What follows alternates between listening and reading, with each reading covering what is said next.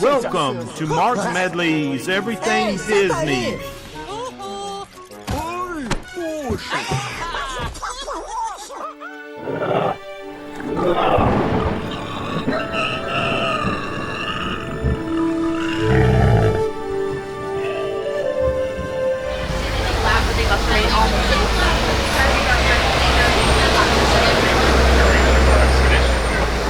I also ask that you supervise children at all times and keep a good grip on any phones, cameras, or other personal items, as we will not be able to stop for anything that gets dropped. Finally, I ask that you please refrain from whistling or calling out to any of the animals that we see out here on the reserves today. Friends, my name is Georgia. I'll be your self-portrait driver today. If you take a look right above your head, that is an animal spy guide that may or may not be as well. But hopefully we'll have some pretty good luck, just depending on the movement and migration pattern of these animals. Now we do ask you to remain seated, keeping those hands, arms, feet, and legs inside the truck at all times. As far as the little ones go, we do allow lap sittings. So if you wanted to place them in your lap, you're more than welcome. But do not lift them up. They're not something by you or not Rafiki. Might be a good time to get your cameras ready. Sports mode, fast action mode. The animals are always moving, always on the move, and you never know when you'll find one. But once we get that solid light, we'll be able to head into the reserve. And one day, my friends, let's go. We're gonna start our journey in the Little Ituria Forest, home with some very shy creatures. Make sure you keep your eyes on the bushes. That's usually where you'll find them. Now, some of them do camouflage it really well, so we're gonna keep our eyes open and wide, see what we can find. I do like to hang out along the tree line, maybe in the bushes. But starting on your right, my very favorite, the okapi. Now those are okapi sisters over there. The okapi looks like they could be related to the zebra. Maybe they put some zebra pants on. They're actually not related to the zebra at all. Their closest known relative is the giraffe. We know this because of their skull structure and prehensile tongue. Their tongue is so long they can actually lick their own eyeball. How cool! Now, the okapi species itself was not found until 1901. That just shows you can find new species almost at any time. Looks like we're going to make our way towards a watering hole. Usually means more animals are near. I do see some animals up on the hill here on your right as we turn the corner. Those are bongos and greater kudu. Bongos are the orangey ones. They're known to be the ghost of the forest, very rarely seen. There's also a black rhino over near left side, one of the smaller other rhino species, weighing only about 3,000 pounds. Now the greater kudu is actually one of the taller of the antelope. It's the tan one. They stand almost 55 inches at the shoulder. Those are female greater kudu. We can tell because she does not have horns. Males have really long horns that grow to be nearly 6 foot long in length. Now bongos, male and female, do have those large horns, so it is a little bit harder to tell them apart. Other than the male bongos will be a little bit darker in color. Now oh, he's going down. There was a black rhino over on your left side, but he kind of went down the hill there, so we can't really see him anymore. There's only about 5,000 black rhinos left on this planet. This is due to poaching. That's the hunting for their horns. Some cultures believe that their horns have a majestic value, but they're just like our fingernails and our hair. They're made of keratin, not very magical at all. But over on your left side are some saddle-billed storks. Saddle-billed storks stand to be almost 5 foot tall, with a wingspan of nearly 9 foot. That's almost as long as the top above us, so they have a really long wingspan. Now they do mate for life, so those two hanging out there are soulmates. How sweet. But you can tell the male from female part, because the females have yellow eyes, when males have black. And we're making our way into the Sept River. Now the Sept River is an aquatic area. It's home to aquatic animals, so we're going to keep our eyes in the water. That's usually where you'll find them. Now the Sept River is home to some like the Nile crocodile, maybe even a Nile hippo, but I think the Nile hippo's getting some breakfast down here on your right side. Is he there? Yeah, look. Now that is a male Nile hippo. They grow to be almost 5,500 pounds, but he's only about 4,900, so he's got a little bit of growing to do. He's about 21 years old. They grow to be almost 60 years old. Now Nile hippos, they do not swim. They sink to the bottom of the water and then walk along the bottom of the water. If you see a group of them like on your left side, that would be known as a bloat. They communicate by wheeze honking. Each and every one of their wheeze honks are unique in their own way. Some will wheeze, wheeze, some will honk, honk, some will wheeze, honk, honk, wheeze. Just depends on them. You also see a group of pinkback pelicans. So it's a pod. So we have a pod and a blue. Pinkback pelicans get their name from the color that their backs change during mating season, which of course is a pinkish color. They're known for colonial nesting, meaning that they nest in large groups, while males and females do take care of their nest.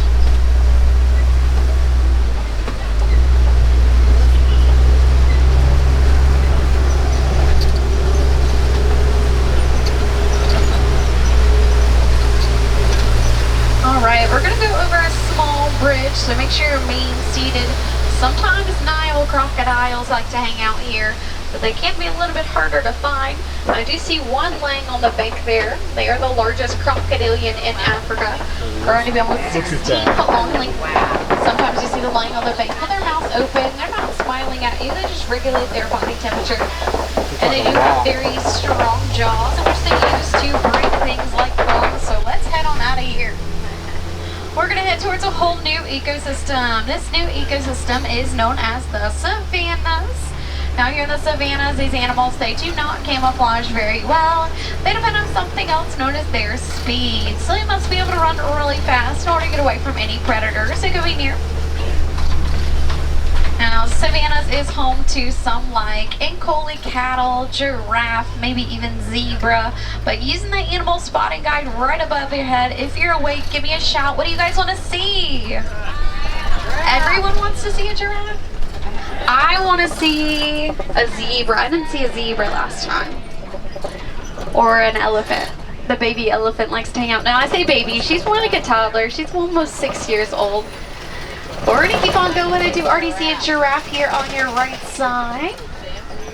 This is what you call the overlook of all savannas. Kind of gives us a sneak peek of what's to come. One of the very best views of all savannas as well. Now we can tell it is a Maasai giraffe because the pattern on their skin, it is more of a rickety pattern in comparison to the other giraffe species. When born, they're already about 6 foot tall. They do grow to be anywhere from 18 to 20 feet tall. Very large animals. They spend most of their days eating, only about 30 minutes resting. Since they eat so much, they have a purplish blue tongue. This is to protect it from the sun. That way your tongue does not get sunburnt.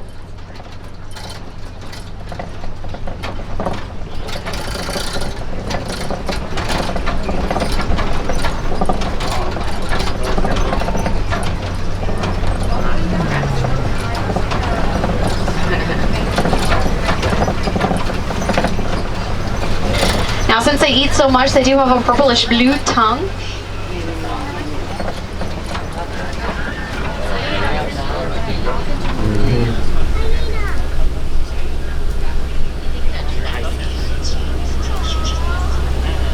Those are African wild dogs. They're a family-oriented animal, so if one gets hurt, they will not leave that one behind.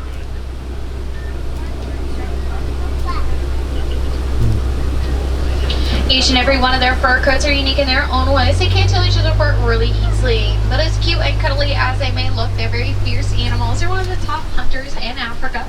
You can see the giraffe over on your right side. One of the smaller giraffes and the younger ones. When born, they're already about 6 foot tall. They do grow to be anywhere from 18 to 20 feet tall. Very large animals. Here on your left side, you'll be able to see the sable antelope. Sable antelope are the Harambe Wildlife Reserve emblem. Very fierce animals.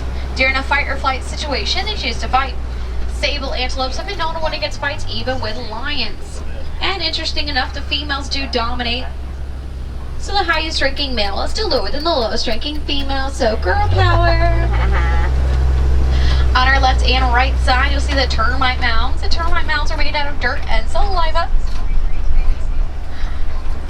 The large animals like those giraffes or the elephants, will use them as a scratching post, so it doesn't mean that their heart is nearly concrete. While the smaller animals like the springboks will use them to sit on, looking out for any predators, maybe even hiding in between. Now looking out through the whole savannas, you can see that all of our landscaping is done pretty well. So the giraffes will trim the trees, keeping the trees all about the same height. The anteloped and hoofed animals, like those sable antelopes we saw back there, will mow the grass because they're grazers. And the largest animal, the elephant, will knock down basically anything in their pathway. So that's where you get some knock down trees from. Very large animals. Over on your right, you can see some wildebeest. Wildebeest are the largest herding animals. They actually herd at about 1.4 million.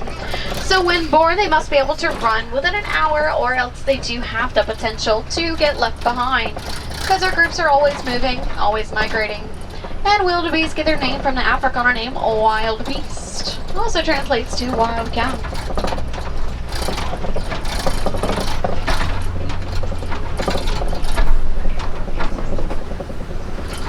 You can also see the small springboks on the hill there. Really hard to see. There's a couple of them laying there. There's a small tan antelope. They can spring up 6 foot in the air, nearly 13 foot forward. Kind of where they get their name from, for the way they're able to spring around. Weighing only about 100 pounds each, and that's as big as they will get.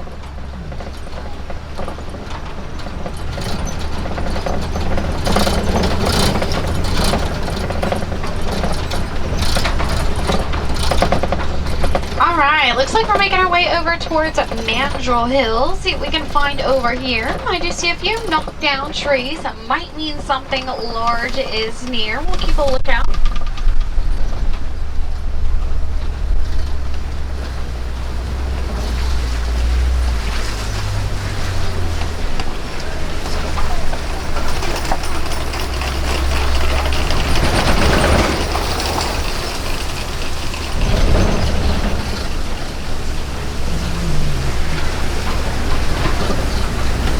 If you look over on your right side, there is an elephant over there. Probably a male elephant. Male elephants like to stay by themselves, so create groups called bachelors, which is a group of males, usually about 2 to 4 of them. Their bachelor groups will stay near a female group. That way the females can call them over for something like mating. Once they mate, she does send them back on their way. Now, they usually go off at about age 15. That's because they get a little bit rowdy in their teenage years. Males like to wrestle around, get a little bit hyper in comparison to the female. But this is about our halfway point through our journey, so just as a reminder, remain seated, keeping our hands, arms, feet, and legs inside the truck. We're headed towards the red clay pits.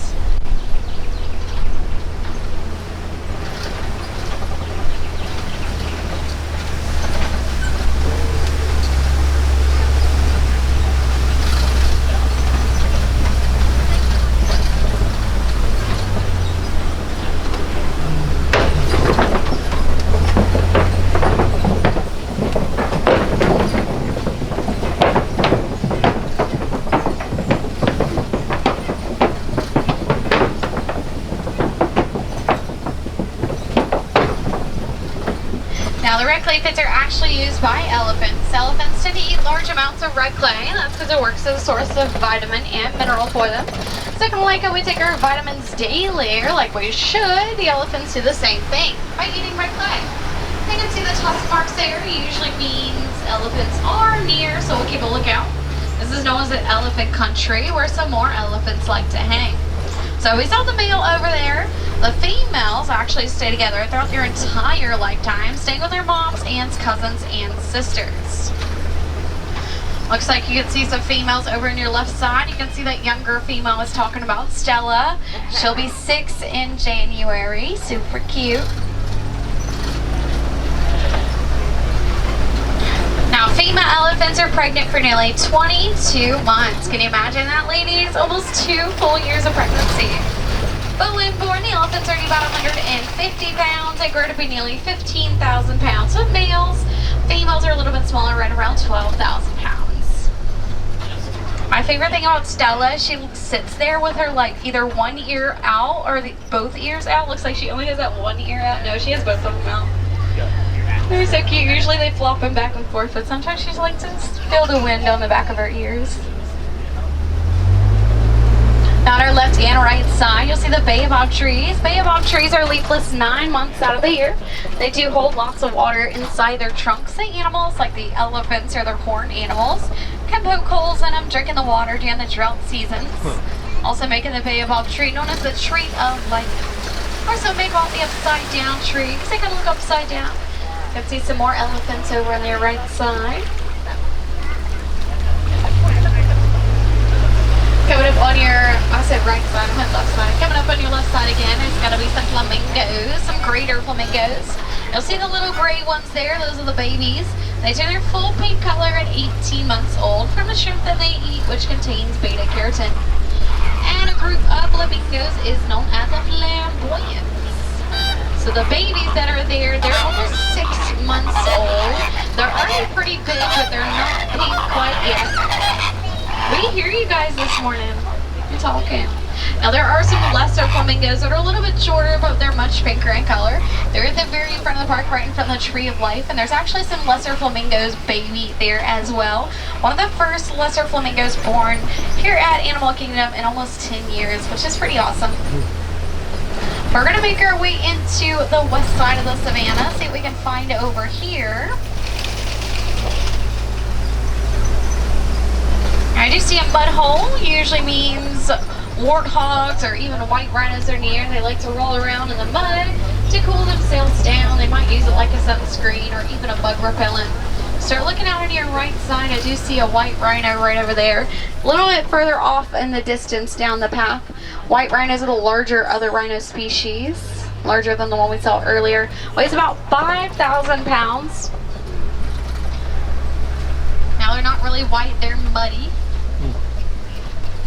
Let's see, over on your right side, there's a bontebok and a waterbuck hanging out in the bushes. The bontebok was almost extinct in the 20th century. Only about 17 left of his kind, so one of the rarest sightings because they're extinct in the wild. About 3,000 left in different reserves, just like this one. The waterbucks spend their days near and around the water. That's why they're hanging out in the grassy area there. It's more of a moist area. They really like that.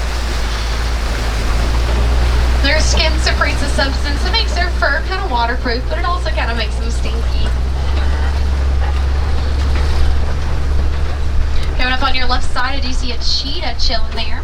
Cheetahs are the fastest running land animals. They do have non-retractable claws, meaning that their claws are always out. That way they can grab the ground to run really fast. Now, just because a cheetah can run so fast does not mean they catch their prey very well. They have low stamina. They get tired in nearly 60 seconds, even though they run up to 70 miles per hour.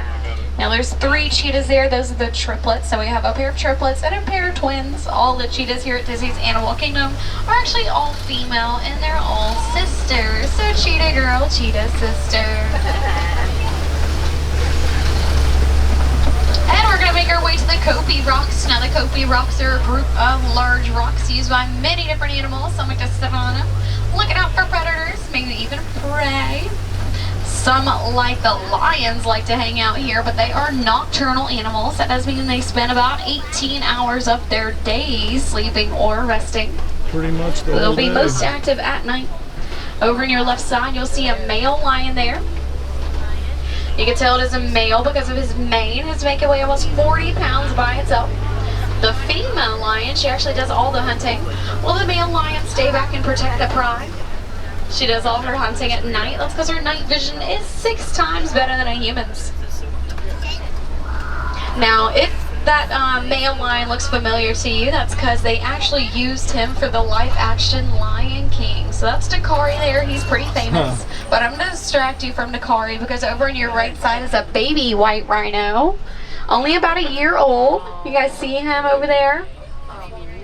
White rhinos, they get their name from a mistranslation of the Swahili word vite, spelled V-I-T-E. That means wide, because they have a wider jaw than the black rhino we saw earlier. Now, Dakari, like I said, he was in live action The Lion King, so obviously he didn't go out there acting, but they used him as like on the green screen as Simba. Look at them looking over there at the rhinos. Now they just announced at D23 yesterday that they're going to have a Lion King #2 with Timon and Simba recreating or talking about the story of Mufasa, which is super cool. But we're going to keep going. Speak of Pumbaa, coming up on your left side, you'll be able to see a warthog. They're the largest burrowing animals. They take their burrows going in backwards, using their tusks to protect themselves. Very fierce animals. Now, Pumbaa is actually the Swahili word for foolish. These two aren't very foolish animals. They're very fierce animals, although Pumbaa himself in The Lion King was a little foolish. Coming up on your right, you might be able to see the white rhinos again. See the baby over there. Now there's actually 3 babies here at Disney's Animal Kingdom. Right now we only see that one. They're all half siblings. They all have the same father. He did his work here because just like the black rhinos, they are still being poached. So we do want to try and protect them, keep their species alive. And you can also see some ostrich eggs. Those ostrich eggs weigh about 3 pounds each. So dense that a grown man could stand on them. They wouldn't break. Now those ostrich eggs probably aren't fertile. There's no ostrich around to protect them. They'll actually stay around to protect their fertilized eggs. But we're going to make our way into Magadi Glen. Magadi Glen is the newest part of the reserve, so it is in the works and in the makings. Now here in Magadi Glen, it's home to the Warden's Post, and the Warden, he's been doing some reducing, reusing, recycling, and building. So let's make our way in.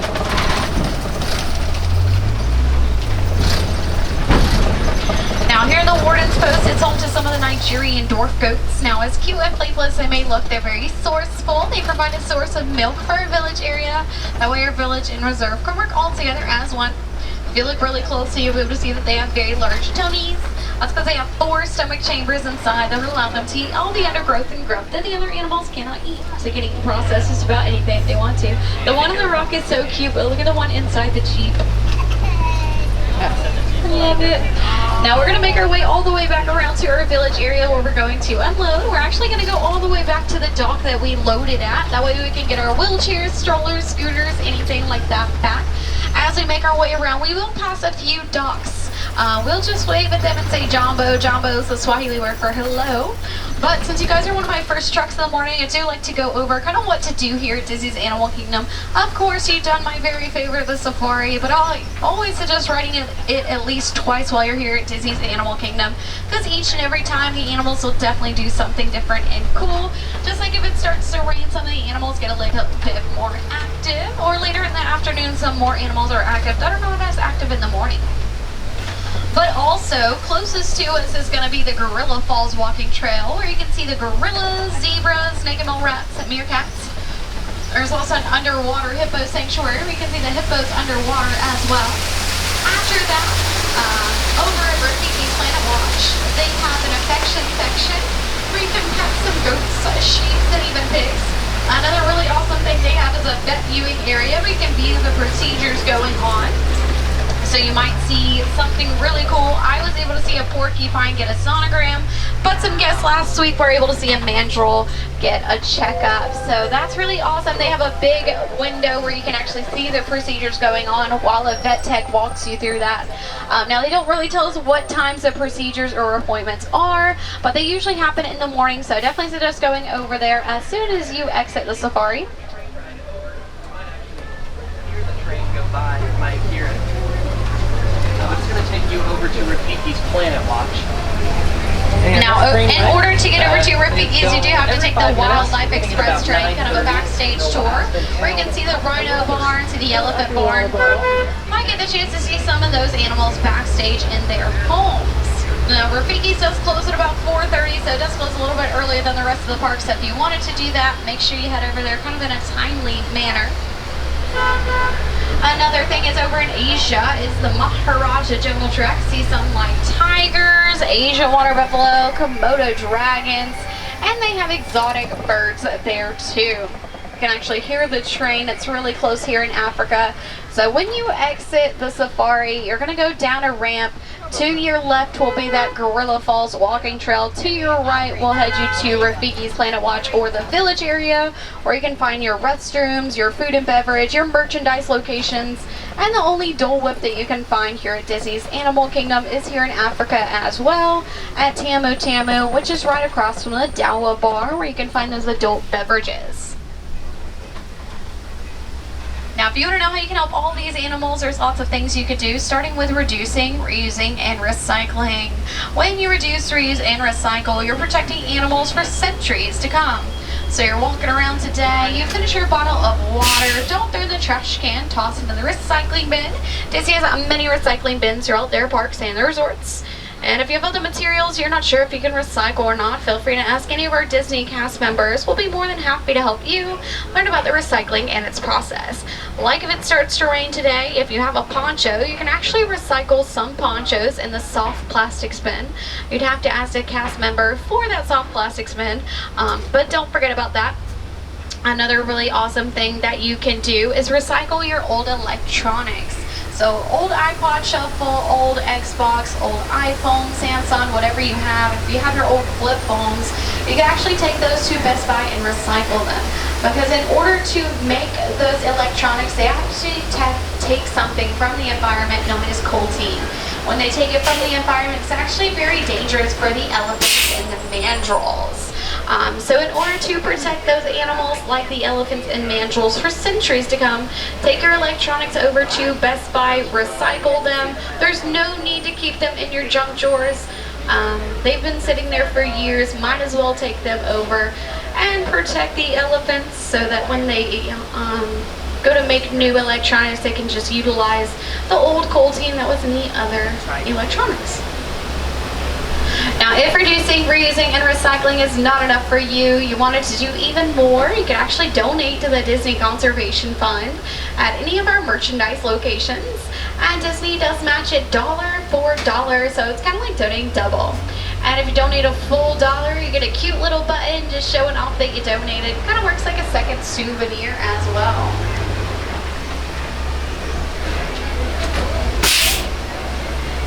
Oh, it was on the driver's side. It just sounded like a big bang. Yeah, like kind of scared me like an ass.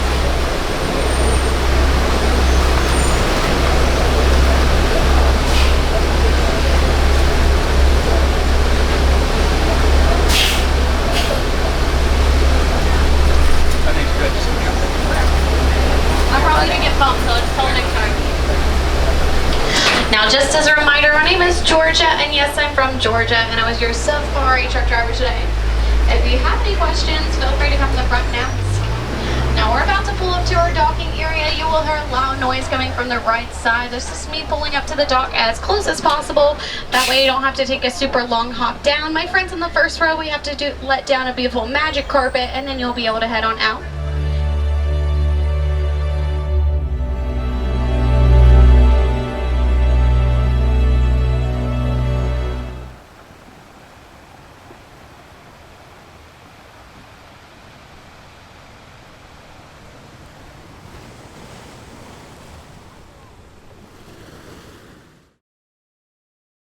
This has been a Rock and M production.